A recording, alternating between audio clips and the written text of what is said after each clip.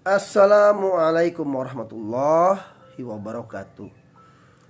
Teman-teman semua nonton Areza Official, datang kemari untuk meneduhkan pikiran kita, meneduhkan batin kita dari kepenatan, dari tekanan yang ada dalam kehidupan, aktivitas, pekerjaan, tuntutan, beban sehari-hari. Datang kemari, bismillah. Atas izin Allah, semoga diringankan, semoga diangkat, semoga dimudahkan segala urusan dan beban hidup setelah menonton channel ini.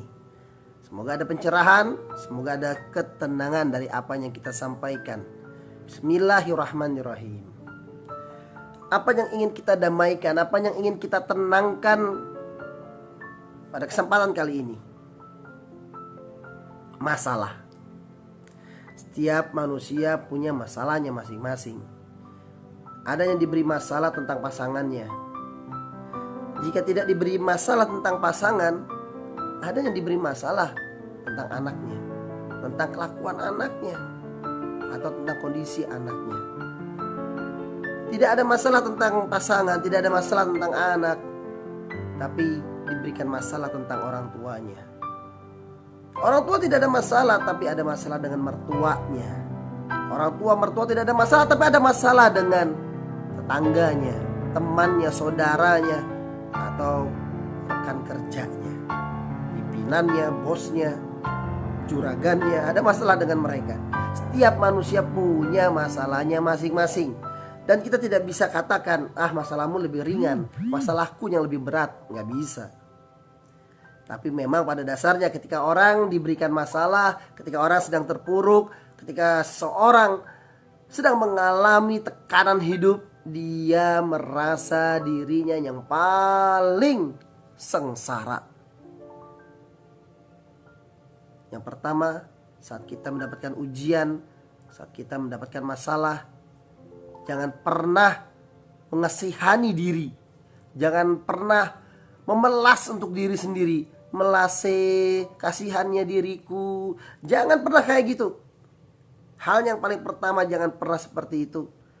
Justru hal yang pertama saat diberikan ujian, saat diberikan masalah, jangan juga katakan, kok aku kayak gini nasibnya ya. Jangan kayak gitu. Tapi ucapkan syukur, alhamdulillah. Alhamdulillah. Alhamdulillah ala kulli hal. Alhamdulillah ya Allah. Tidak ada yang salah dengan ketetapan takdirmu. Tidak ada yang salah atas hari ini. Tidak ada yang salah atas kondisiku hari ini, saat ini. Ini sudah yang paling pas. Ini sudah yang paling benar. Bahkan itu tentang masalah sekalipun. Bahkan saat kita sedang diuji sekalipun, itu sudah kondisi yang paling terbaik sebenarnya untuk kita. Karena pasti ada sesuatu di balik ujian tersebut. Itu hal yang pertama. Justru kita bersyukur. Jangan mengasihani, jangan memelas atas diri sendiri. Jangan menjadi orang yang paling sengsara, yang paling pesakitan. Yang kedua, banyak bergaul, ya. Lebih peka, banyak bergaul sehingga kita bisa melihat ternyata di luar sana ada orang yang masalahnya lebih besar dari kita. Tapi mereka bisa menjalaninya. Mereka bisa hidup dengan baik-baik saja. Karena sejatinya setiap masalah yang Allah beri, artinya kita bisa melewatinya. Karena masalah demi masalah yang dihadapi dalam hidup inilah, maka amalan sholawat kita pilih menjadi pegangan. Dalam hidup kita perlu yang namanya amalan pegangan. Supaya hidup kita tidak goyah, tidak mamang. Ya, hidup kita tidak hilang arah. Kita harus punya amalan pegangan. Zikir, mengingat Allah, zikrullah, dan sholawat kita jadikan zikir. Karena apa? Bisa jadi dosa-dosa kita yang banyak yang membuat kita ini selalu susah hidupnya. Selalu ujian demi ujian menanti. Sehingga dengan sholawat, 1 kali sholawat diganjar 10 kali lipat pengampunan. Ini adalah amalan yang sangat strategis bagi kita yang ingin segera menghapus dosa kita, bagi kita yang ingin memohon ampunan Allah lebih cepat, lebih banyak. Semakin cepat, semakin banyak ampunan kita dapatkan, artinya apa? Artinya masalah juga akan semakin cepat menghilang. Semakin banyak juga masalah menghilang dari hidup kita. Maka sholawat menjadi amalan strategis. 1 kali bersolawat, Allahumma sholli ala Sayyidina Muhammad wa ala ali Sayyidina Muhammad, maka 10 dosa rontok Allah ampuni, insya Allah. Kalau sudah diampuni dosa-dosa, sudahlah. Masalah demi masalahnya kita hadapi hilang. Semakin banyak sholawatnya, semakin banyak juga masalah yang pergi dari hidup kita, insya Allah. Dan teman, kenapa sholawat menjadi amalan pegangan yang dipakai untuk menjalani kehidupan ini, untuk menghadapi masalah demi masalah ini? Karena sholawat adalah amalan yang pasti langsung diterima. Sekali lagi, memang sholawat ini menjadi amalan yang sangat strategis bagi kita yang ingin segera mengubah hidup, segera menjauhi daripada masalah-masalah yang bikin hidup menjadi penat, susah. Sholawat adalah amalan yang pasti diterima. Kalau amalan-amalan yang lain masih 50-50. Bisa Allah terima, bisa juga belum Allah terima. Ya bisa jadi karena kita mengamalkannya kurang khusyuk, atau tata cara mengamalkannya ada yang kurang sempurna, atau hati kita dalam mengamalkan kurang tulus. Tapi kalau sholawat, bagaimanapun engkau mengamalkannya, insya Allah langsung Allah terima. Dahsyatnya itu sholawat. Makanya kita pilih sholawat sebagai amalan strategis, sebagai amalan pilihan, amalan pegangan. Dan kita bagikan juga di komunitas kita, komunitas ini. Untuk bareng-bareng ngamalin sholawat bagi yang ingin segera mengubah hidupnya. Bagi yang ingin bangkit dari keterpurukan masalah-masalah hidupnya. Bagi yang ingin segera turun ampunan, bersolawatlah. Amalannya sangat strategis. Allah ganjar 10 kali lipat ampunan, 1 kali sholawat, dan amalannya pasti diterima. Allahumma sholli ala Sayyidina Muhammad wa ala ali Sayyidina Muhammad. Mulai dari subuh, setelah sholat subuh, setelah zikir subuh, kami mengamalkan sholawat ini. Dan sepanjang hari kami bersolawat minimal 1000 kali. Minimal 1000 kali dalam sehari kami targetkan. Dan biasanya bisa lebih daripada itu. Minimalnya 1000 kali. Maksimalnya tak terhingga. Kenapa minimal 1000 kali? Secara awam saja angka 1000 ya, mendengar 1000 ya oke lah, sudah cukup banyak. Cukuplah kita katakan banyak di angka 1000 ini. Jadi paling setidaknya kita persembahkan 1000 sholawat minimal dalam sehari. Dan itu kami hitung. Kami pakai tasbih. Kami pakai tasbih digital malah, supaya hitungannya bisa tepat, akurat. Supaya kami tidak hanya sekedar merasa sudah banyak. Seringkali manusia hanya merasa sudah banyak zikirnya, sudah banyak sholawatnya. Tapi kalau dihitung secara akurat dan tepat, bisa jadi belum tentu sampai itu 1000 dalam sehari. Maka kita pakai tasbih digital. Karena kami masih lemah, kami masih pemula, maka zikir kami pakai tasbih digital. Supaya kami terukur, cermat. Tidak hanya merasa banyak, tapi memang benar-benar alhamdulillah sudah capai 1000 kali. Kalau di tasbih digital sudah capai 1000 kali, maka kami teruskan lagi. Mau pakai tasbih digital atau tidak, nah itu sudah mulai bebas. Sudah bebas, tidak usah pakai tasbih digital lagi, tidak usah dihitung lagi, tidak masalah. Karena setidaknya minimal kami sudah dapat 1000 kali. Itu amalan yang kami amalkan, sholawat yang kami jadikan pegangan untuk menghadapi masalah demi masalah dalam hidup ini. Dan sholawatnya 1000 kali minimal per hari. Bagi yang mau ikut mengamalkan, semoga ada berkah bahkan keajaiban. Monggo, silakan. Yuk bareng-bareng kita bersolawat. Allahumma sholli ala Sayyidina Muhammad wa ala ali Sayyidina Muhammad 1000 kali. Allahumma sholli ala Sayyidina Muhammad wa ala ali Sayyidina Muhammad. Kalau sudah semakin asyik salawatnya, boleh salawatnya dengan salawat Ibrahimiyah. Seafdol-afdolnya salawat yang paling afdol. Salawat yang biasa kita gunakan pada saat sholat. Allahumma sholli ala Sayyidina Muhammad wa ala ali Sayyidina Muhammad kama sholaita ala Sayyidina Ibrahim wa ala ali Sayyidina Ibrahim wa barik ala Sayyidina Muhammad wa ala ali Sayyidina Muhammad kama barakta ala Sayyidina Ibrahim wa ala ali Sayyidina Ibrahim fil alamina innaka Hamidum Majid. Mari bersolawat, semoga banyak berkah, semoga dapat syafaat, dapat pertolongan Allah, dapat kemudahan dari Allah, semoga semua masalah urusan dimudahkan. Ini jadi solusi hidup Anda. Amin ya robbal alamin. Assalamualaikum. Teduhkan hati dengan salawat. Warahmatullahi wabarakatuh. Fenomena yang menarik di hotel yang modern. Saya sedang lagi ada acara di situ di hari Jumat. Ternyata punya fasilitas buat sholat Jumat yang begitu luas. Disediakan juga minuman dingin. Bahkan hotel ini punya majelis taklim loh. Masya Allah. Alhamdulillah, walaupun beraktivitas tetap jaga sholat ya. Lagi sholat Jumat. Laki-laki harus datang sholat Jumat dimanapun berada, walaupun sedang ada aktivitas di hari Jumat. Dan datangnya jangan telat-telat. Laki-laki datangnya harus duluan ya.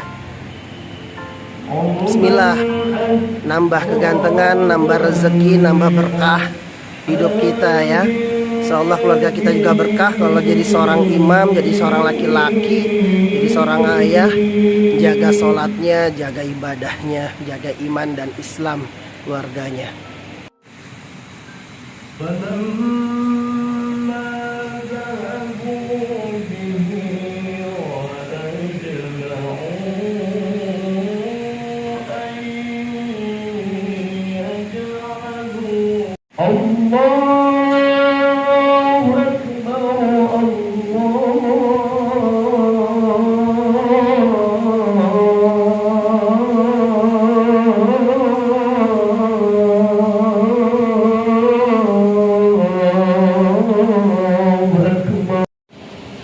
Alhamdulillah. Allahumma sholli ala Sayyidina Muhammad wa ala ali Sayyidina Muhammad. Allahumma sholli ala Sayyidina Muhammad wa ala ali Sayyidina Muhammad. Sudah selesai sholat Jumat, sholawat di hari Jumat.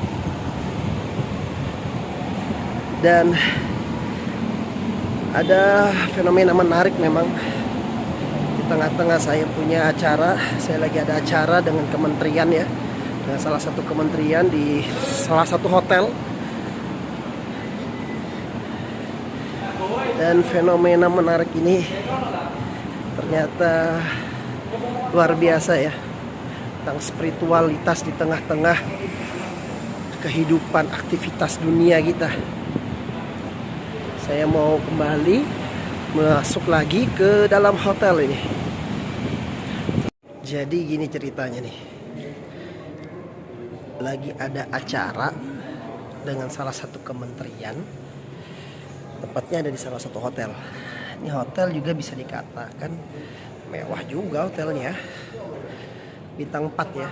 Hotel bintang 4. Yang mana kalau kita tahu ya, biasanya dunia perhotelan itu ya fokus dengan bisnis oriented dan juga penuh full entertaining juga ya. sangat-sangat berdekatan dengan dunia entertain juga. Orang-orang yang bekerja di sana ya sudah bisa kita pahami lah konsep berpikir banyak orang di dunia perhotelan itu, dekat juga dengan dunia pariwisata ya full business oriented. Tapi siapa yang nyangka ya, hotel ini alhamdulillah, saya berapa kali ada acara di hotel, mau sholat Jumat ya, pas acaranya itu pas di hari Jumat, bertepatan pas di hari Jumat, mau cari masjid yang agak susah ya. Kalau cari masjid agak susah ya, mau nggak mau kita harus naik online, kendaraan online, karena jalan kaki agak jauh ya. Ada juga sih dimana hotel itu dekat dengan masjid, enak kita keluar hotel langsung sholat Jumat di masjid terdekat. Tapi kalau ada hotel daerahnya susah dari masjidnya, itu tadi kita harus pakai ojol tadi ya, karena kan kita nggak bawa kendaraan pribadi. Seringkali kalau kita ada acara di luar kota di hotel ya, maupun ada masjid atau mushola di sekitaran dekat hotel, tapi intinya begini, di hotel itu susah juga mau cari mushola loh. Kecuali kalau hotel-hotel yang berbasis syariah ya, hotel syariah itu adalah musholanya. Bahkan di hotel syariah sendiri saya menemukan ada mushola ala kadar juga musholanya, nggak betul-betul nyaman gitu. Intinya bisnis oriented lah hotel-hotel itu, tidak terpikirkan untuk kenyamanan ibadah ya, apalagi ibadah masalah spiritual, salah satu penganut agama. Tapi di hotel ini itu fenomena menariknya, memang kalau kita searching di daerah sekitaran hotel ini, kalau mau jalan kaki bisa sampai 850 meter sampai 1 kilometer masjid terdekat ya untuk sholat Jumat. Tapi hotel ini menyediakan lahannya, dia punya lahan yang nggak sempit tuh, luas, nyaman. Di video tadi sebelumnya kan udah kelihatan tuh, ada karpetnya juga, udah kayak masjid disiapkan, ada mimbarnya lagi, ada ustadznya, ada penceramahnya, udah seperti masjid, nyaman betul. Jadi hotel ini ternyata tidak hanya memikirkan bisnis oriented, tetapi juga spiritualitas.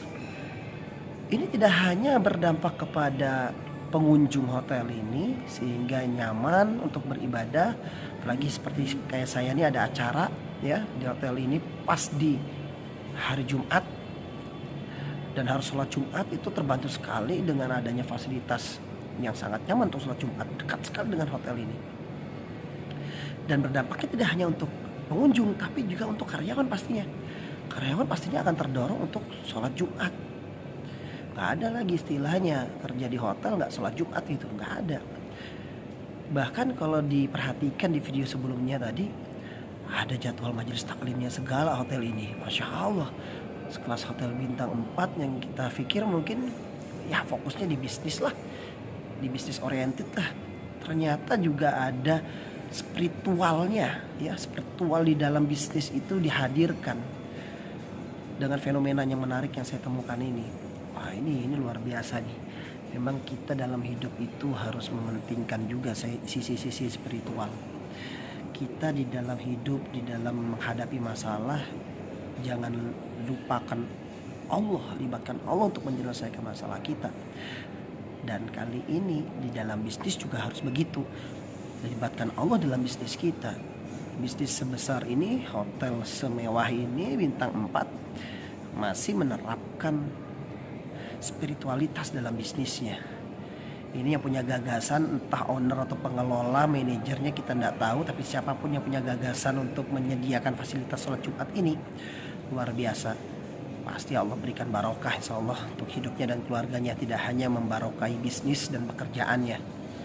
Ini fenomena menarik yang perlu kita tiru, kita ambil hikmahnya, pelajarannya, supaya dalam hidup kita juga, dalam bisnis kita terapkan juga tuh spiritual di dalam berbisnis, spiritual dalam menjalankan bisnis. Ibadah tetap dijalankan, bisnis juga dijalankan. Jangan karena bisnis, karena sibuk kerja, akhirnya ibadah tuh hanya sisa-sisa waktu ya. Spiritual itu hanya pelengkap saja dalam hidup. Salah, justru spiritualitas itu kunci utamanya, penentu utamanya hidupmu lancar, hidupmu barokah, hidupmu mudah, dan juga penentu bisnismu lancar, bisnismu mudah, bisnismu berhasil dan sukses. Ini yang menjadi fenomena menarik yang bisa kita bagikan buat teman-teman semua di hari Jumat yang mendapat banyak ilmu, banyak pembelajaran. Alhamdulillah ya. Tetap sholawat, semoga sholawat membawa berkah dalam hidup kita, dalam pekerjaan kita semuanya. Allahumma sholli ala Sayyidina Muhammad wa ala ali Sayyidina Muhammad. Allahumma sholli ala Sayyidina Muhammad wa ala ali Sayyidina Muhammad. Salam teduh, teduhin hati kita semua.